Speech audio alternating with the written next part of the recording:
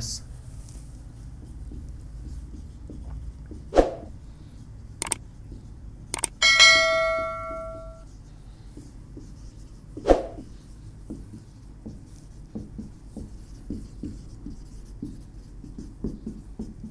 Compressibility and bulk modulus. सबसे पहले जिसने सॉम पढ़ रखी है, लेक्चर दे रखा, तो बल्क मॉडुलस क्या होता था, सिग्मा अपॉन एप्सिलॉन वी। यहां पे क्या है, pressure upon delta V upon V. Clear है क्या? तो हम क्या लिखेंगे, प्रेशर में changes upon delta V into V, ये हो जाएगा। ये होता है हमारा बल्क मॉडुलस। अगर बल्क मॉडुलस ये है तो इसको K की वैल्यू को हम डिफाइन कर देंगे delta P upon delta V। Next हम करते हैं बीटा, वो होती है कंप्रेसिबिलिटी।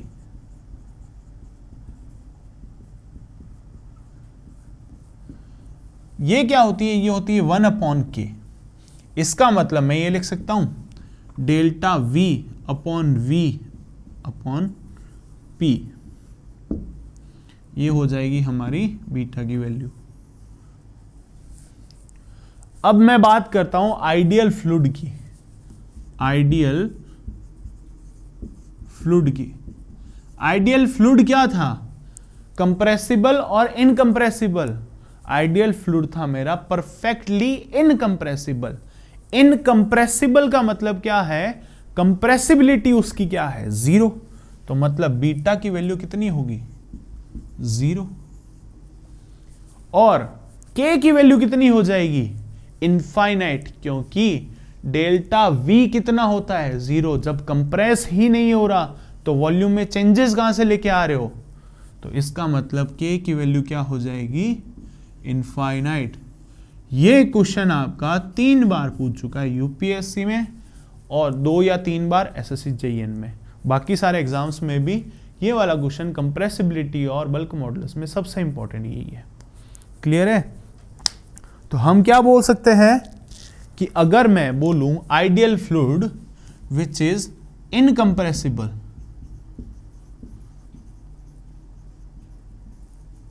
उसके लिए मैं क्या बोल सकता हूं, बीटा की वैल्यू 0। क्यों? क्योंकि delta V is equal to 0 होता है, hence K is equal to infinite हो जाएगा और रो हमारा क्या हो जाएगा, कांस्टेंट हो जाएगा। ये चीजें याद रखनी है।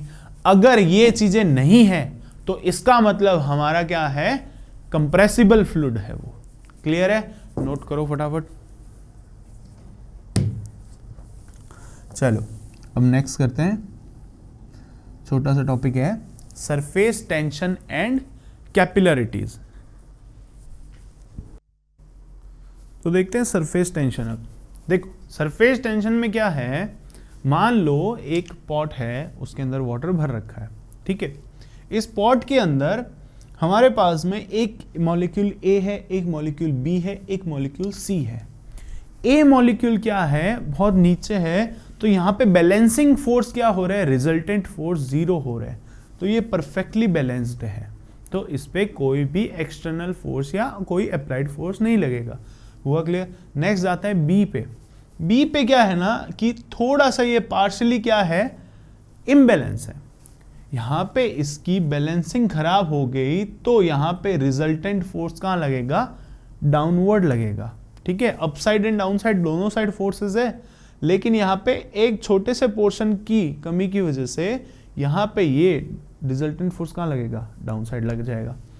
अब आते हैं सी पे। सी क्या है, सी पे रिजल्टेंट फोर्स कहां लग रहा है, डाउन साइड लग रहा है। मतलब जब लिक्विड गैस के कांटेक्ट में आता है तब इस फ्री सरफेस पे जब कोई भी मॉलिक्यूल होता है उस मॉलिक्यूल पे रिजल्टेंट फोर्स किस साइड लगता है, डाउन साइड लगता है। मतलब वाटर इस लाइन ऑफ एक्शन पे टेंसाइल फोर्स लगा रहा है। इस टेंसाइल फोर्स को पर यूनिट लेंथ से डिवाइड कर दे तो हमारे पास में क्या आती है, सरफेस टेंशन। मैंने सरफेस टेंशन नाम बोला है। इस सरफेस, इस लाइन ऑफ एक्शन पे रिजल्टेंट फोर्स, जितने भी मॉलिक्यूल, ये तो एक मॉलिक्यूल है, इतने मॉलिक्यूल्स होंगे, वो सारे के सारे क्या करेंगे, इस लाइन को टेंसाइल फोर्स में कन्वर्ट करते रहेंगे, उसको अलग नहीं होने देंगे। समझ रहे हो क्यों? क्योंकि एक पार्टिकल दूसरे पार्टिकल की तरफ जाना चाहता है, ये इधर जाना चाहेगा, तो ये किसकी वजह से हो रहा है, इसका रीजन क्या हो गया, कोहेजन ओनली। हुआ क्लियर? Cohesion only. तो this tensile force per unit length is called surface tension, मतलब सरफेस पे लगने वाली टेंशन। ये क्या हो गया, द टेंसाइल फोर्स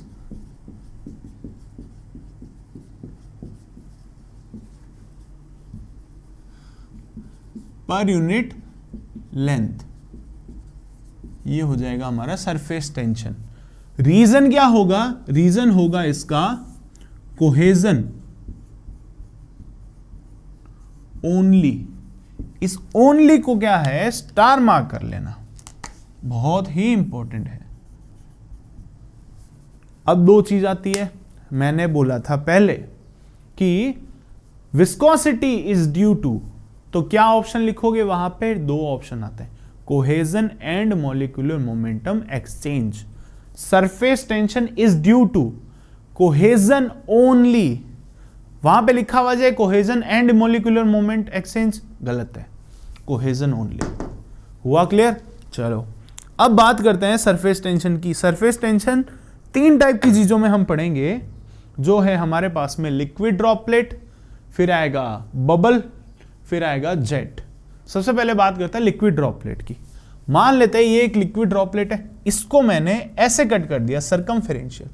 तो सर्कमफेरेंस पे, जैसे हमने सॉम में पढ़ा था, सॉम में हम स्फेयर को क्या कर रहे थे, कट कर रहे थे, तो स्फेयर को कट करते ही हमारे पास में सिग्मा हुप और सिग्मा एल लॉन्गिट्यूडनल दोनों आई थी, तो वैसे ही आ रही है। यहां पे क्या लगेगी, सिग्मा हुप लग रही है, तो ये क्या करेगा, इसको इधर खींचने की कोशिश करेगा। और दूसरा, यहां पे इस बचे हुए पोर्शन के क्रॉस सेक्शन एरिया पे क्या लगेगा, एक प्रेशर लगेगा। तो इन दोनों की कैलकुलेशन करने के लिए दोनों के बैलेंसिंग फोर्स बराबर होने चाहिए, तभी तो ये बैलेंस रहेगा। तो ये क्या हो गया, force due to surface tension will equal to the force due to pressure difference. Pressure difference मतलब ड्रॉप के अंदर का प्रेशर अलग है और आउटसाइड सराउंडिंग का प्रेशर अलग है, ठीक है, तो वो डेल्टा पी हो गया। तो डेल्टा पी क्या कर सकते हैं हम, P outside minus P inside, ये कर सकते हैं ना, क्लियर है। चलो सरफेस टेंशन कहां पे लग रही है, सिग्मा और इसकी सरकमफेरेंस पे, तो सरकमफेरेंस को क्या लिखते हो, पाई इंटू डी, तो sigma into pi into D, और ये क्या हो जाएगा, फोर्स लग रहा है, कौन सा फोर्स, प्रेशर फोर्स, तो delta P multiply by cross section area क्या हो जाएगा, पाई बाय 4 डी स्क्वायर, ये हो जाएगा, खत्म हो गया। देखो ये जो सिग्मा था वहां पे क्या थी, स्ट्रेस थी, यहां पे क्या है, सरफेस टेंशन। मैंने क्या लिखा, tensile force per unit length, मतलब न्यूटन पर मीटर, ये इसकी यूनिट हो जाएगी, तो इसमें मल्टीप्लाई हम एक लेंथ का ही करेंगे। तो सिग्मा की वैल्यू ये कितना आ गया, डेल्टा पी, फिर क्या हो गया, पाई से पाई कैंसिल आउट, डी से डी कैंसिल आउट, बचा क्या, 4 sigma by D, 4 sigma by D. Clear है क्या? चलो नेक्स्ट करते, देखो ये हुआ हमारा लिक्विड ड्रॉपलेट के लिए। अब हम करेंगे सोप बबल के लिए, second for soap bubble.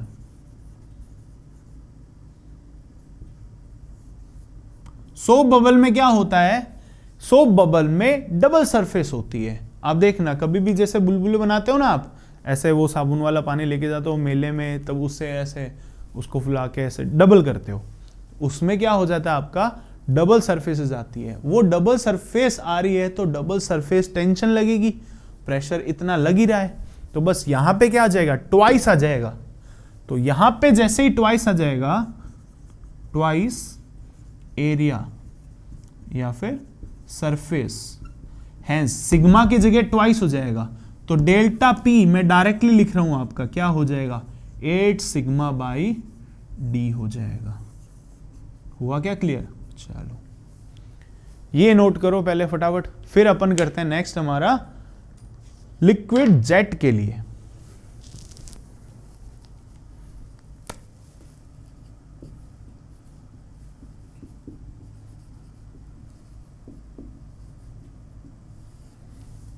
Liquid jet कैसा है कि कोई भी नल है उसमें से पानी निकल रहा है, उस पूरे के पूरे पानी के सेक्शन को एक जगह से कट कर लो तो हमारे पास में एक सिलिंड्रिकल शेप आ जाएगी जिसकी लेंथ है L, जिसका डायमीटर है D। हुआ क्लियर? अगर मैं इसको तोड़ देता हूं सर्कमफेरेंशियली, ठीक है, अगर मैं इसको ऐसे सर्कमफेरेंशियली तोड़ लेता हूं तो ये कैसा बन जाएगा? देखो कुछ ऐसा बन जाएगा। 3D में समझने की कोशिश करना इसको।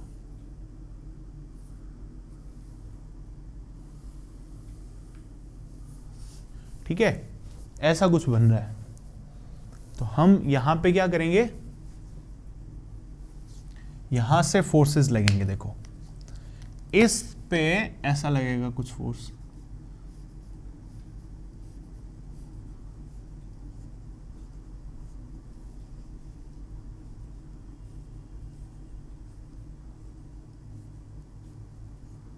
ये लग जाएगा आपका sigma.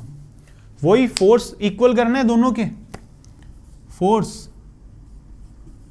Due to sigma is equal to force due to delta P, और डेल्टा पी इस पे ऐसे फोर्स लगाएगा, ये मान लेता है डी है। ठीक है, अब अगर इस पे प्रेशर ऐसे फोर्स लगाया तो प्रेशर के लिए तो क्या हो गया, ये मल्टीप्लाई, ये रेक्टेंगल शेप बन रही है, प्रेशर का प्रोजेक्टेड एरिया लेते हो तो L इंटू डी, तो ये हो जाएगा delta P L into D. और सिग्मा कहां लग रहा है? सिग्मा यहां पे लग रहा है, sigma multiply by twice of length, sigma multiply by twice of length. तो L से L कैंसिल आउट हुआ तो क्या बचा? 2 sigma by D is equal to delta P. हुआ क्लियर? चलो अब तीनों का मैं लास्ट में लिख रहा हूं एक ही चीज, क्या है वो गौर से देख लो। यहां पे सबसे पहला क्या आया था? लिक्विड ड्रॉप, लिक्विड ड्रॉपलेट के लिए क्या आया था? Delta P is equal to 4 sigma upon D. Next बात करते हैं, सेकंड क्या आ जाएगा? सोप बबल या फिर लिक्विड बबल बोल लो।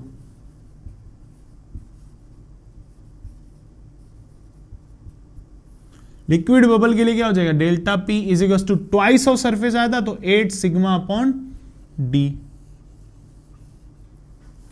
फिर थर्ड क्या आ जाएगा? जेट के लिए, लिक्विड जेट कर लो इसको,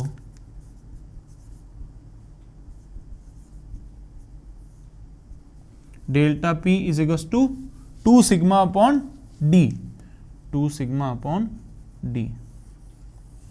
ये याद रखना आप लोग। इनका तीनों का रेशो क्या हो गया? 1:2:4 हो गया। अब देखो यहां पे एक्स्ट्रा क्या पूछता है, आपको कंफ्यूज कहां करता है? कंफ्यूज करता है इसमें और इसमें। इसने क्या पूछा? इसने पूछा कि लिक्विड बबल के लिए या फिर लिक्विड ड्रॉपलेट के लिए कौन सा फॉर्मूला सही है। ऑप्शन आपको क्या दिए?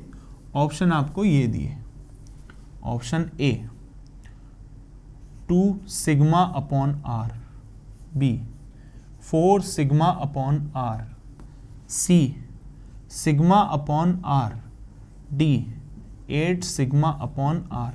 आप क्या करोगे? आपको फॉर्मूला तो ये याद रहेगा, लेकिन जब इतने सारे सब्जेक्ट हो जाएंगे तब कंफ्यूजन क्रिएट हो जाएगा। आपको खाली ये याद रहेगा, लिक्विड में 4 आता है, बबल में 8 आता है, जेट में 2 आता है। चलो ये सही है तरीका, गलत नहीं है, लेकिन गलत क्या है? आप क्या कर रहे हो? यहां पे डी कर रहे हो और ये यहां पे क्या दे रहा है? आर दे रहा है, रेडियस। अब देखो इसने पूछा कि लिक्विड ड्रॉपलेट के लिए क्या हो जाएगा फॉर्मूला, तो 4 सिग्मा अपॉन 2 आर है ना, तो 2 से 2 कैंसिल आउट हुआ, आंसर क्या होगा 2 sigma by R, 2 sigma by R answer होगा। और आप क्या कर रहे हो, 4 याद है तो इसको क्लिक किया तो आंसर गलत। बस सावधानी हटी, दुर्घटना घटी। यहां पे आपने क्या किया, 2 सिग्मा अपॉन आर करना था, लेकिन आपको याद है 2 तो यहां पे होता है, लेकिन लिक्विड ड्रॉपलेट में 2 नहीं होता है। तो आप क्या करते हो, 4 देखते हो और क्लिक कर देते हो, आंसर खत्म। ऑप्शन को पढ़ते भी नहीं हो, उसने आपको रेडियस में पूछा है तो ये याद रखना है। ऐसा नहीं है कि आपको ये भी याद रखना है, रेडियस में भी सारे याद रखने हैं। आप अपना कंसेप्ट डायामीटर से बनाना चाहो तो डायामीटर से बनाओ, रेडियस में बनाना चाहते हो तो रेडियस में बनाओ, दोनों को साथ में मत करना, लेकिन कंफ्यूजन हो जाएगा फिर। हुआ क्लियर? आप इससे अच्छा है डायामीटर में याद रखो, क्वेश्चन को ढंग से पढ़ो। क्वेश्चन पूछ क्या रहा है, किसकी टर्म में पूछ रहे हैं। आपको स्ट्रेस पूछ ली न्यूटन पर सेंटीमीटर स्क्वायर में, आपने आंसर निकाल दिया न्यूटन पर mm स्क्वायर में, हो तो गया ना, न्यूमेरिकल वैल्यू तो गलत होगी, यही तो गलती होती है। बस ये याद रखना। लिक्विड के लिए क्या हो जाएगा, लिक्विड ड्रॉपलेट के लिए आंसर क्या हो जाएगा, 4 सिग्मा अपॉन 2r, 2 से 2 cancel, sigma upon r, 2 sigma upon r, तो आंसर क्या हो गया A। लिक्विड बबल के लिए क्या आंसर हो जाएगा, 8 सिग्मा अपॉन 2r, 2 से ये 8 गया 4 times, 4 sigma upon r, 4 sigma upon r। और जेट के लिए क्या हो जाएगा, ये रहा ना 2 सिग्मा अपॉन 2r, 2 से 2 कैंसिल, सिग्मा अपॉन r, तो सिग्मा अपॉन r। अब नोट कर लो इसको आप। हुआ क्लियर? ये है आपकी सरफेस टेंशन। सरफेस टेंशन का रीजन समझ में आया सबको? Surface tension is due to cohesion only. एक और चीज लिखवा देता हूं मैं आपको कि surface tension for water and air interface is always sigma is equal to 0.073 newton per metre for water air interface. याद रख लेना, ये वैल्यू कभी देता है कभी देता नहीं है, तो आपको याद होनी चाहिए। जैसे सेंटीपॉइज, 1 सेंटीपॉइज किसके लिए होता था, 1 centipoise is at water at 20 degree centigrade. वैसे ये एक न्यूमेरिकल वैल्यू है। चलो अब फटाफट नोट करो, फिर अपन अपना नेक्स्ट टॉपिक करते हैं हमारा कैपिलरिटी।